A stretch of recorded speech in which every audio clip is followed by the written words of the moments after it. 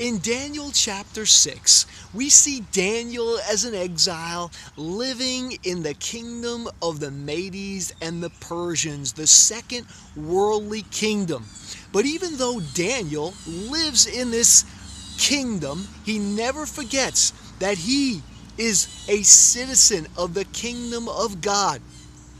He knows that God is the king over all the kingdoms of the earth, and the kingdoms of this world are only like beasts to God, and he has dominion over them all.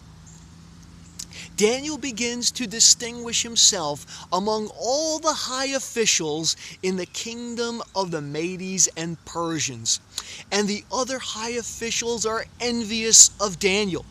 So they enact a law which states that anyone who makes petition to any god and any person other than the king himself, King Darius, shall be cast into a den of hungry lions.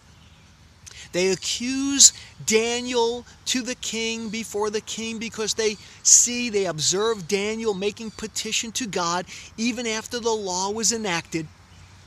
Daniel had no fear. He knew that God was the king of all the kingdoms of the world. So they made accusation before the king. Here in the book of Daniel, we see Daniel again pointing us to the Messiah. Just like the Messiah, Daniel was accused. They made accusations, and just like the Messiah, Daniel was not bound by the accusations of his accusers. Here in the book of Daniel, we see Daniel as the Messiah. Daniel as a metaphor for the Messiah. We see Daniel who is not bound by the religious paradigms of his day.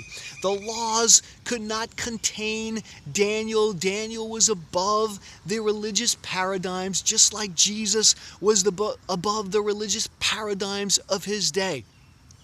We cannot fit God into our religious paradigms. Here in the book of Daniel, we see the lion's den as a metaphor for Jesus' tomb. We know that Daniel, while in the lion's den, he was not bound by death. In the kingdom of God, we are not bound by death, just like Jesus was not bound by death in the tomb. We see Daniel as a metaphor for the kingdom of God and the king himself, Jesus, who was not bound by death, who is above death.